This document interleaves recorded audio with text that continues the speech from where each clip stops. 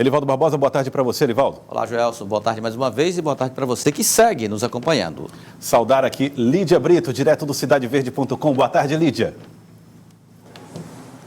Boa tarde, Joelson, Elivaldo, uma boa tarde a todos. Daqui a pouco, Lídia Brito e Elivaldo, vamos falar da história do MDB, a declaração dada por Dr. Pessoa, Elivaldo Barbosa, que colocou assim, uma espécie de dúvida aqui no telespectador em relação ao diálogo que ele tem tido com o MDB, o seu próprio partido. Eu diria que foi uma declaração forte em tom de recado direto. Lídia Brito, daqui a pouquinho você fala a respeito desse assunto, Lídia. Mexeu com os bastidores do MDB, Lídia Brito? Sim, Joelson, o MDB que tem passado aí por um momento de apreensão com relação ao futuro. Bom, daqui a pouquinho, Elivaldo Barbosa e Lídia Brito falando detalhes a respeito dessa declaração de Dr. Pessoa. Você vai ver que não é brincadeira essa história. Bom, mas antes, Elivaldo e Lídia, eu quero convidar vocês a participar de uma entrevista comigo para a gente falar um pouco a respeito de economia, investimentos no estado do Piauí e também tratar de política. É que eu estou recebendo aqui no estúdio o secretário Rafael Fonteles, secretário de Fazenda, eu, Elivaldo, Lídia.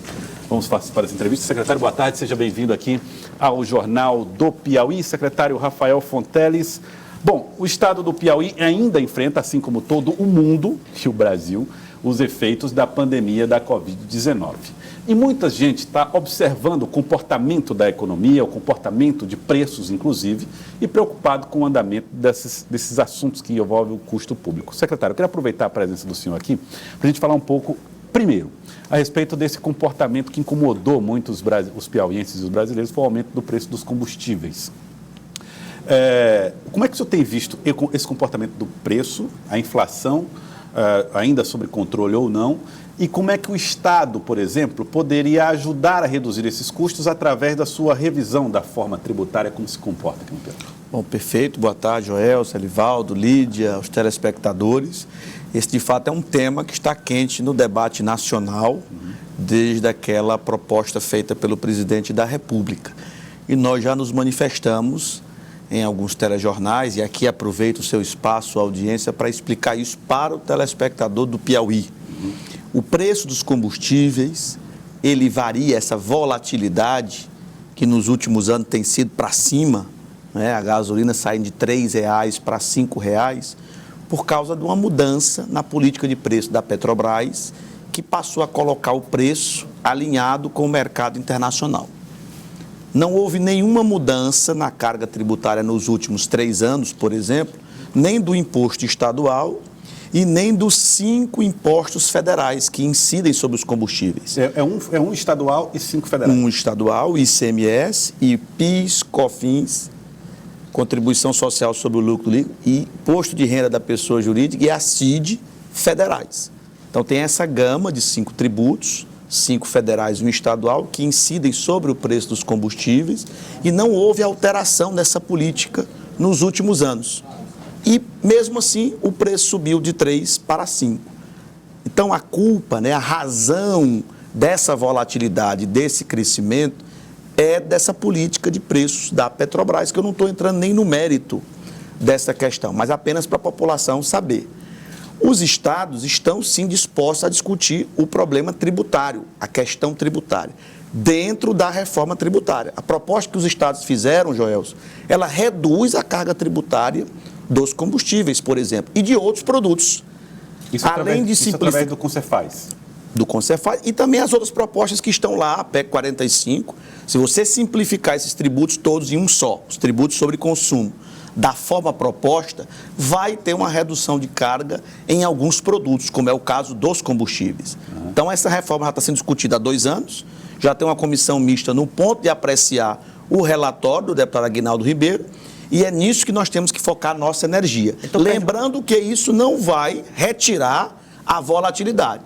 Você pode mexer na política tributária, e é bom que se mexa, porque o sistema é caótico mesmo, é ruim, precisa ser melhorado, mas ainda assim a volatilidade, essa subida de preços dia a dia vai continuar acontecendo, porque isso é da política da Petrobras. Então, com essa avaliação, secretário, não tem sentido a preocupação do presidente Jair Bolsonaro, que até numa declaração ele fez um apelo para que o Congresso possa revisar a política fiscal e que dá aos estados, e pedindo o nivelamento do ICMS em todos os estados como um fator que interfere nessa subida de preços dos combustíveis? Podemos sim fazê-lo dentro da reforma tributária.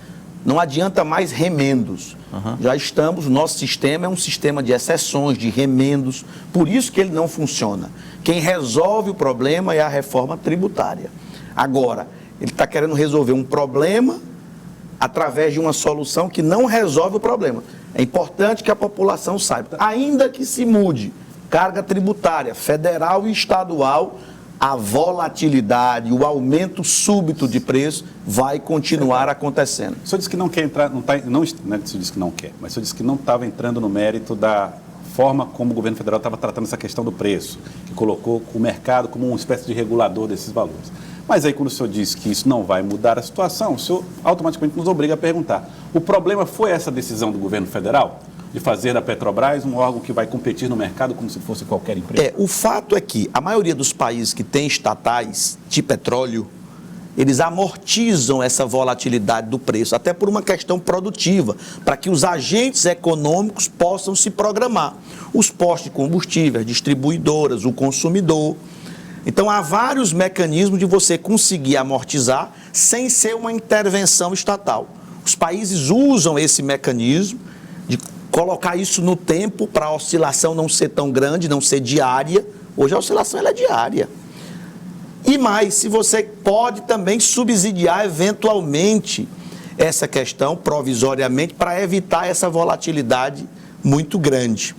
Então, a gente não está advogando com o Cefaz por uma intervenção absoluta, estatal no preço. Mas essa questão da amortização do preço, você impedir uma oscilação diária, isso é feito por praticamente todos os países do mundo. Países liberais, mais liberais do que o Brasil, inclusive, tem essa política. Secretário, isso, podemos chamar isso de administração de preços, de alguma maneira? É porque quando você usa a palavra administração, às vezes o interlocutor pode entender como uma intervenção. Então, não seria o caso. Seria uma maneira de impedir essa volatilidade. Como diversos outros mercados, mercado de energia elétrica, há uma regulação disso.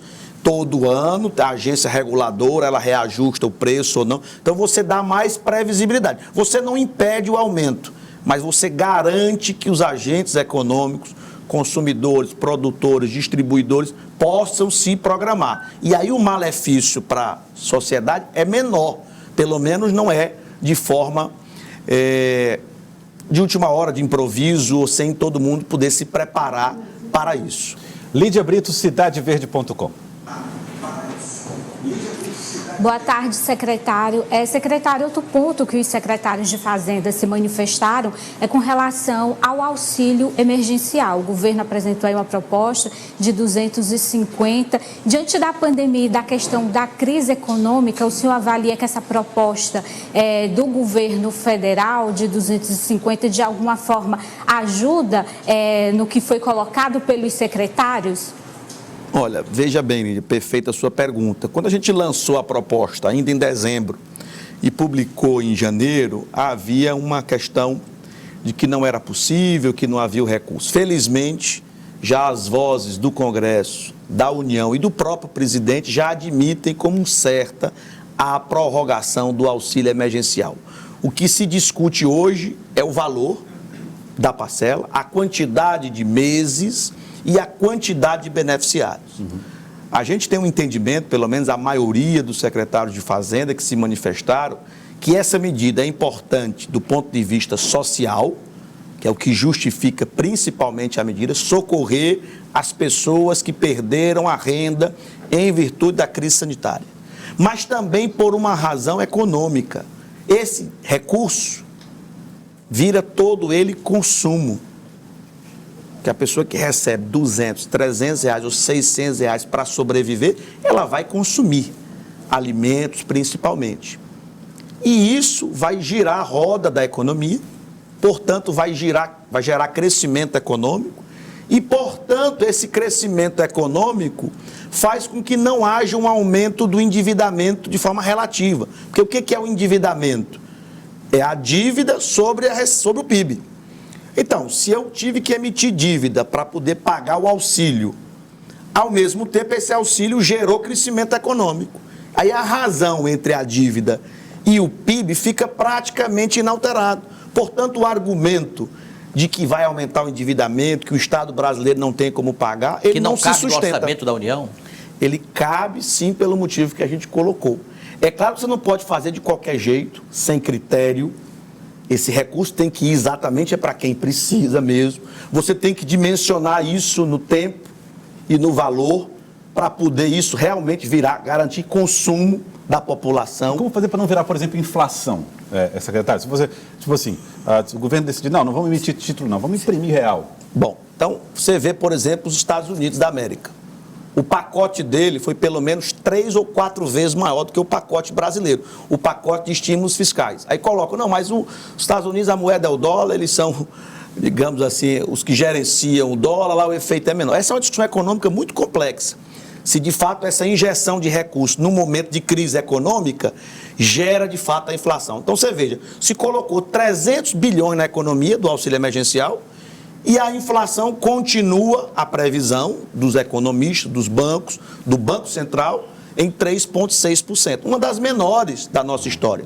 É claro que nós já vivemos o fantasma da inflação, mas a rigor ela está dentro da meta. Então, mesmo com os 300 bilhões. Eu lembro da discussão, antes de se fazer o primeiro auxílio, dos R$600, o que se dizia era isso, Joelson. Não pode dar, porque vai gerar inflação e tal.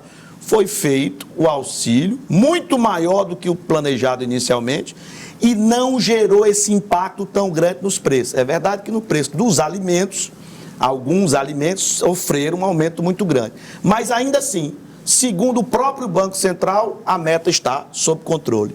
Então, é óbvio que isso não pode ser uma solução definitiva para esse contingente. A solução definitiva é o Bolsa Família, mais aperfeiçoado, mais robusto, de forma permanente, para realmente socorrer os vulneráveis. Mas esses trabalhadores que perderam a renda nesse momento de crise precisam do auxílio e certamente o Congresso Nacional, independente da crítica de algumas pessoas do Ministério da Economia, terá a sapiência, né, a sabedoria para aprovar brevemente. Secretário, no próprio Piauí, o programa de investimentos do governo do Estado, há um setor que tem revelado uma demanda urgentíssima. Trata-se do setor rodoviário, dada a situação em que se encontra a malha viária estadual. São cerca de 4.000 quilômetros. E em vários pontos, vários trechos, e agora com mais evidência no sul do estado, porque está chegando aí o período do escoamento da safra, há trechos de rodovias estaduais em situação de muito precária. O que o programa, ou vai existir no programa uma espécie de Piauí Estradas, como é que vai ser o tratamento deste segmento da infraestrutura do Piauí no programa de investimentos? O perfeito, Elivaldo, você toca num ponto muito importante, de fato é uma demanda grande da sociedade piauiense, e eu queria aproveitar para explicar o seguinte para o telespectador. O Piauí, quando o governador Wellington Dias assumiu o seu primeiro mandato, tinha apenas 1.500 quilômetros de rodovias estaduais asfaltadas. Hoje são 6.500 quilômetros. Só tinham 66 cidades ligadas por asfalto. Hoje nós temos 222 cidades. Falta a cidade de Pavussul, que vai ser entregue o asfalto dentro de 60 dias, completando 223, e Morro Cabeça no Tempo, completando a última cidade que falta ser ligada por asfalto. Mas esse crescimento da malha gera uma situação muito mais desafiadora para o Estado, que é a manutenção dessas rodovias, a conservação, a restauração, e em alguns casos que estão muito deteriorados, até mesmo a reconstrução, praticamente uma estrada nova. Então o governador Wellington Dias tem essa preocupação e ainda nesse mês de fevereiro, junto com a governadora em exercício, Regina Souza, junto com o diretor Castro Neto, do DER, as outras secretarias que também cuidam de estradas, como o IDEP, o Leonardo Sobral, o Elisaías da CETRANS, a deputada Janaína da CEINFRA, um grande programa de recuperação dessa malha de pelo menos 5.000 quilômetros, desses 6.500 quilômetros, ou seja, praticamente todos os trechos. Alguns é apenas um tapa-buraco que é necessário, em alguns casos é a restauração, em alguns casos é a reconstrução. com um cronograma para que a população possa acompanhar a cada mês. Não dá para atuar em todos os trechos ao mesmo tempo, mas pelo menos teremos uma previsão precisa, né, algo mais preciso, um cronograma mais preciso de quando cada trecho será recuperado. Vários trechos já estão sendo. Eu tive recentemente com o governador de São João ali, no sentido de Canto do Buriti, na região ali de Pico, São João da Canabrava, também está atuando.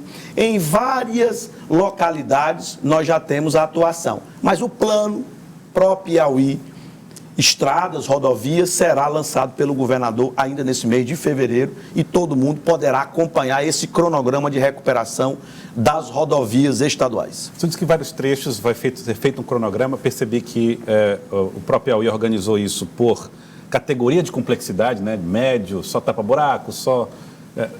o que vocês vão priorizar? O que vai ser o critério de prioridade nesse momento? É a estrada que induz mais a produção? É a estrada onde tem mais comunidades em torno? Existe esse tipo de preocupação? Não, o critério é atuar em todos os 12 territórios ao mesmo tempo. Quando eu disse que é necessário um cronograma, é porque não tem como você atuar em todos os trechos do mesmo território ao mesmo tempo. Mas em cada um dos 12 territórios, nós teremos um cronograma específico para aquele território.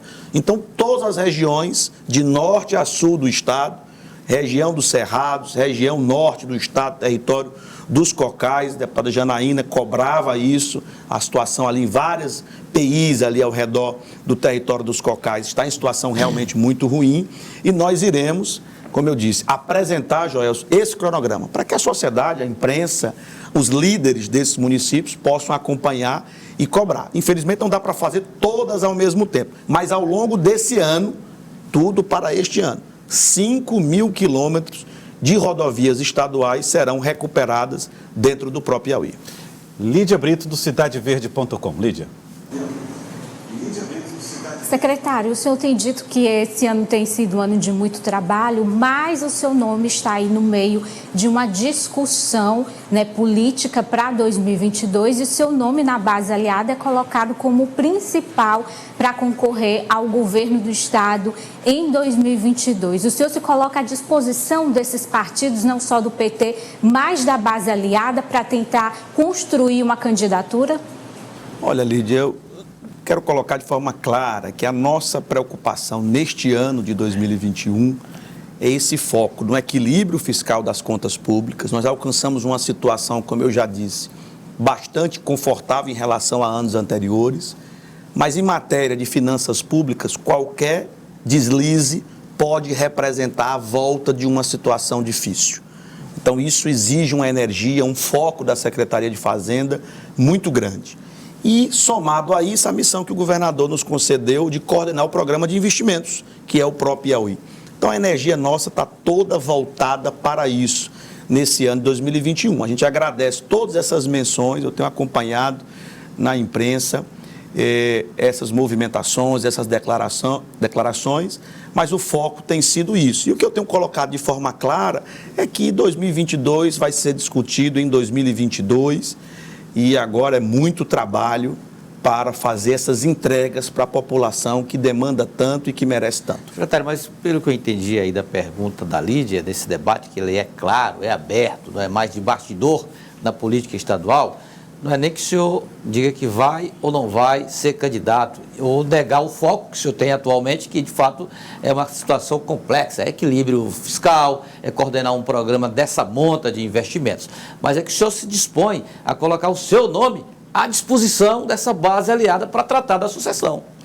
Olha, Elivaldo, como você sabe, eu sou filiado ao Partido dos Trabalhadores e, como todo filiado, está à disposição do partido, dos amigos, para essa discussão. Como secretário, a gente está interagindo sempre com os parlamentares, com o governo de forma geral, com os prefeitos. Então, é claro que há uma discussão dentro dessa discussão da gestão, dessas demandas dos municípios, e termina a gente conversando sobre vários assuntos. Mas é o foco, Elivaldo. Fica complicado a gente falar sobre um evento tão distante, não é? Uma situação tão distante nesse momento. O Partido dos Trabalhadores já falou publicamente, através do seu presidente, que apoia o seu nome, quer o Francisco Lima, né, falou a respeito desse assunto ontem em entrevista a Elivaldo Barbosa. E aos poucos o Partido dos Trabalhadores vai fechando uma espécie de unanimidade interna. O senhor não participa dessas discussões? O senhor tem visto isso de que modo? Olha, realmente a discussão política, a estratégia política, eu não tenho participado, obviamente. A gente acompanha, porque a gente tem que estar acompanhando as notícias, muita coisa pela imprensa. Como eu disse, a gente está sempre conversando com os parlamentares, com as lideranças sobre as demandas, então, vez ou outra, você discute alguma questão política, mas o foco, como tem sido essa parte da gestão, e é uma missão muito difícil, a gente não entra em detalhes, em discussões mais aprofundadas sobre isso. Mas, como disse, ficamos sempre atentos aos movimentos, felizes com as manifestações, mas o foco realmente no equilíbrio fiscal e nas entregas do próprio Piauí. Chance de mudança de sigla para eventualmente organizar a base, acomodar-se? Olha, eu estou muito confortável no Partido dos Trabalhadores, porque desde o meu pai, como eu já disse aqui para você, Joel, de muito tempo, tenho uma alegria, tenho grandes amigos, então estou muito confortável onde estou. O senhor falou a respeito de ajuste fiscal. Antes da pandemia, era a conversa principal da equipe econômica que o senhor comanda no estado do Piauí. Olha, precisamos cortar, apertar o cinto, evitar gastos com o pessoal, lei de responsabilidade fiscal. Depois da pandemia, a conversa continuou sendo essa, mas com outro tom, né? Temos que acelerar os investimentos, temos que fazer com que esses investimentos aconteçam. Olhando agora para esse cenário, olhando só para os números, para esses dados, do número dos gastos do governo, propriamente dito, a pandemia, de alguma maneira, mexeu com isso de modo que foi melhor ou mais fácil organizar essas contas e agora planejar os investimentos desses 6 bilhões do próprio Piauí? Olha, Joel, a população tem que entender que o equilíbrio financeiro é ele que possibilita ter recursos para investimentos. Não há recursos para investimentos se o Estado não for equilibrado. Então, para isso, você tem que estar sempre preocupado com o não crescimento muito rápido ou muito elevado das despesas correntes, para que você tenha recurso para os investimentos. Por exemplo, esse programa de recuperação das estradas, boa parte dele é com recursos do Estado do Piauí, do contribuinte piauiense. Então, você tem sempre que estar com o Estado equilibrado nas suas despesas correntes, aquelas que tem todo mês, são permanentes e obrigatórias, para que sobre algum percentual da receita, o ideal é que isso chegue a 10% da receita para investimentos. Mas nesse caso do próprio Piauí, o percentual é muito pequeno, né, dos recursos, que são 6 bilhões, tem operações de crédito. Mas eu estou dizendo porque se você não tem o recurso para contrapartida, aí você não usa o recurso do convênio federal. A operação de crédito, as pessoas pensam que é um recurso novo, não, é um recurso do contribuinte. Esse ano nós estamos pagando, por exemplo, 700 milhões de reais de operações de créditos antigas. Ora, esse recurso foi usado anteriormente para fazer obra. Esse ano nós deveremos ter novas operações de crédito. Então, na realidade, o investimento de operação de crédito é um investimento do Tesouro Estadual. É o contribuinte piauiense que está fazendo, não é um outro ente da federação que está colocando. Então, a maior parte desses 6 bilhões, pelo menos 2/3, Joelson, são de recursos do Estado do Piauí. 2/3. Por exemplo, o precatório do Fundef, que é 1,7 bilhão para a educação, é um recurso do Estado do Piauí. Os recursos do Tesouro, os recursos da operação de crédito são recursos do Estado do Piauí, do contribuinte piauiense, do pagador de impostos do Piauí. O recurso que vem da União por emendas parlamentares, que são muito bem-vindos, é que vão chegar nesse patamar aí de 2 bilhões de reais ao longo desses 3 anos, porque de fato aumentou muito a quantidade disponível no orçamento da União para os parlamentares indicarem. Eu cito sempre o exemplo do senador Marcelo Castro, que conseguiu colocar mais de 500 milhões de reais empenhados para obras no estado do Piauí.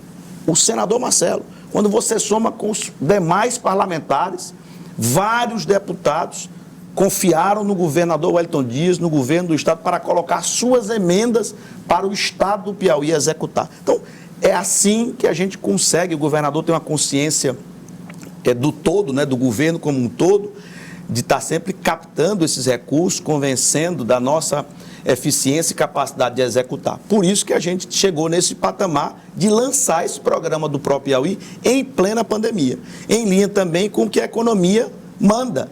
tempos de crise econômica, o Estado, o investimento público tem que sair na frente para o investimento privado e em seguida. É assim que a ideia que a gente comunga, né, em matéria econômica. Quero agradecer ao secretário de Fazenda, Rafael Fonteles. Muito obrigado pela participação conosco aqui no Jornal do Piauí. Eu que agradeço e boa tarde a todos.